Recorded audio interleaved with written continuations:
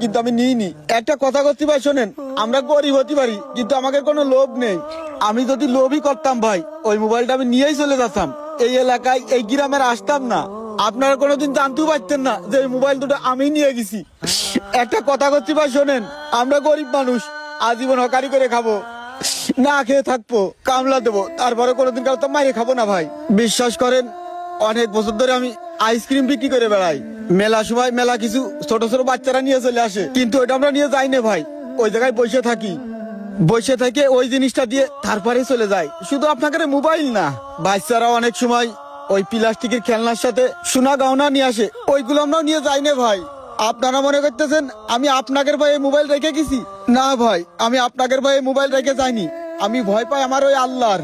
ওই দিন যদি আমি মোবাইল দুটো নিয়ে যেতাম, আপনারা কেউ হয়তো জানতেন না, কিন্তু আমার ওই আল্লাহ তো দেখতো। ভাইরে, যদি কারোর তো মারে খাতাম, যদি কারোর ঠকাতাম, আজকে আমার এই হকারি করা লাগতো না। আল্লাহ আমার এই রিজিক যা রাখেছে তাই নিয়ে আমি সন্তুষ্ট ভাই। আমার মনের ভিতরে এটা নেই যে কারণে ফাঁকি দেবো, কারোর তো মারে খাবো। আমরা গরিব আজীবন না খেয়ে থাকবো, তারপরেও কোনোদিন কারোর ফাঁকি দেবো না, কারো তো মারে খাবো না ভাই। আমরা সবার ফাঁকি দিতে পারলেও ওই আল্লাহর আমরা ফাঁকি দিতে পারবো না। আপনাদের মোবাইল আপনারা পাইছেন, এটাই আমি সন্তুষ্ট ভাই।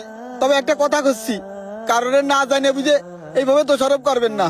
তোরা ভাইয়ের সাথে চরম অন্যায় করেছিস। তোদের মোবাইল আমার দোকানে আছে, নিয়ে যাস ভাই, আপনি চলে যান। এই সমাজে আমরা গরিব, অসহায়, খেটে খাওয়া নিম্ন শ্রেণীর মানুষদেরকেই অপরাধী হিসেবে চিহ্নিত করতেই পছন্দ করি।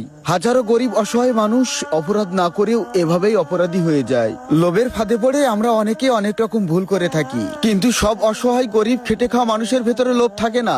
অনেক মানুষের ভিতরে আল্লাহ পাকের ভয় থাকে, কেননা আমার আল্লাহ পাক সবকিছু দেখছেন।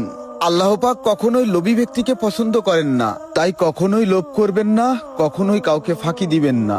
পেজটি ফলো করে অবশ্যই ভিডিওটা শেয়ার করে দিবেন। ধন্যবাদ।